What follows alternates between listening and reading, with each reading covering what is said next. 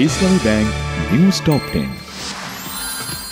শেখ হাসিনা সহ 3 আসামির বিরুদ্ধে করা মানবতা বিরোধী অপরাধের মামলার রায় আজ। ট্রাইব্যুনালে নিরাপত্তা জোরদার, কার্যক্রম সরাসরি সম্প্রচার করবে বাংলাদেশ টেলিভিশন। শেখ হাসিনার রায়কে কেন্দ্র করে রাজধানী সহ দেশের বিভিন্ন জায়গায় যানবাহনে আগুন ও ককটেল নিক্ষেপের ঘটনা ঘটেছে। আজ ট্রাইব্যুনালে শেখ হাসিনার মামলার রায় যাই হোক তা কার্যকর হবে জানিয়েছেন স্বরাষ্ট্র উপদেষ্টা জাহাঙ্গীর আলম চৌধুরী। শেখ হাসিনার রায় নিয়ে একটি মহল নৈরাজ্য সৃষ্টির পায়তারা করছে বলেছেন বিএনপি মহাসচিব মির্জা ফখরুল ইসলাম আলমগীর।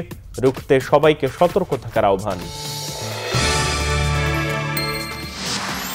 5 দফা দাবিতে জামাতের আন্দোলনে নির্বাচন প্রভাবিত হবে না জানালেন দলটির সেক্রেটারি জেনারেল মিয়া গোলাম পরোয়ার।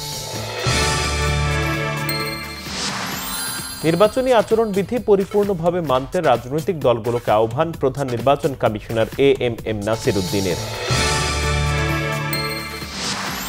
জুলাই গণ অভ্যুত্থানে শহীদদের পরিচয় শনাক্তে 5 ডিসেম্বর আসবে আন্তর্জাতিক ফরেনসিক বিশেষজ্ঞ টিম, জানিয়েছেন স্থানীয় সরকার উপদেষ্টা আসিফ মাহমুদ সজীব ভুঁইয়া। অংশগ্রহণকারী সব দেশের প্রতিনিধিদের উপস্থিতিতে দ্বিতীয় মহিলা কাবাডি বিশ্বকাপ 2025-এর অফিসিয়াল ট্রফি উন্মোচন করেছেন প্রধান উপদেষ্টা অধ্যাপক মোহাম্মদ ইউনূস।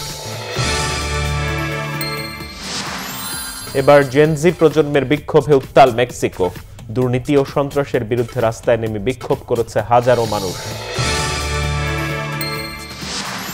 এনসিএল এর চতুর্থ রাউন্ডের দ্বিতীয় দিন শেষে শক্ত অবস্থানে রংপুর ও ময়মনসিংহ।